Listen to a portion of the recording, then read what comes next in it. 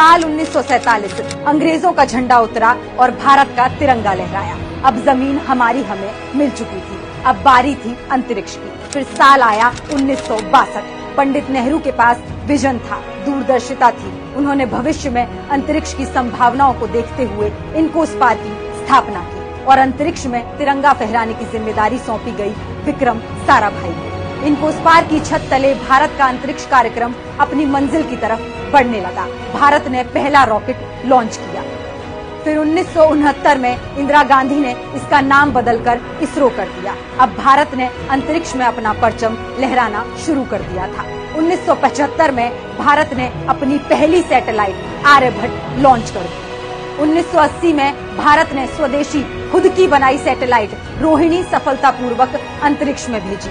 दुनिया के मुल्क हैरान थे कि मुश्किल से 30 साल पहले आजाद होने वाले भारत ने इतनी ऊंची छलांग कैसे लगा दी। दरअसल तब प्रधानमंत्रियों ने न जुमले फेंके न प्रोपेगेंडा किया, बल्कि देश की तरक्की की जरूरत को समझा और काबिल लोगों को उनका काम करने के पूरे अवसर दिए। एक तरफ भारत धरती का भूगोल बदल रहा था, तो दूसरी तरफ तेज और सधे कदमों से अंतरिक्ष की तरफ बढ़ रहा था। और 1984 में वो दिन आ ही गया जब किसी भारतीय के कदम अंतरिक्ष में पड़े और वहाँ से आवाज आई, सारे जहां से अच्छा हिंदुस्तान हमारा। भारत लगातार इतिहास रच रहा था। ऊपर से भारत कैसा दिखता है आपको? जी, मैं बगैर किसी झिझक के कह सकता हूँ कि सारे जहां से अच्छा। अंतरिक्ष की इस यात्रा से भारत ने चांद की तरफ कदम बढ़ाते हुए 2008 में मनमोहन सिंह जी के असरदार नेतृत्व में चंद्रयान 1 लॉन्च किया। चांद के 3400 चक्कर लगाते हुए भारत के चंद्रयान ने चांद पर पानी की उपस्थिति के ऐतिहासिक साक्ष्य इकट्ठे किए। चंद्रयान एक भारत की चांद यात्रा में मील का पत्थर साबित हुआ। अब भारत रुकने वाला नहीं था। अब भारत का हौसला बुलंद था और नजरें सिर्फ आसमान की ओर उठी हुई।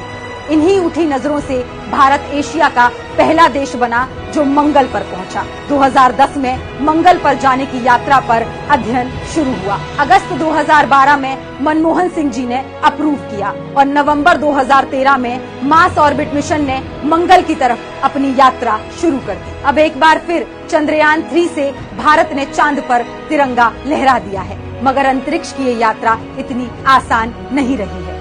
1975 में आर्यभट्ट से शुरू हुई इस यात्रा ने रोहिणी से लेकर राकेश शर्मा और चंद्रयान से लेकर मंगलयान तक कई सीढ़ियां नापी हैं। तब जाकर चांद का रास्ता निकल कर आया है। आज भारत गर्व से कह सकता है, अब चांद दूर नहीं है। इसका पूरा श्रेय जाता है देश के पहले प्रधानमंत्री पंडित नेहरू को, जिनके विजन ने हमें चांद तक पहुंचाया।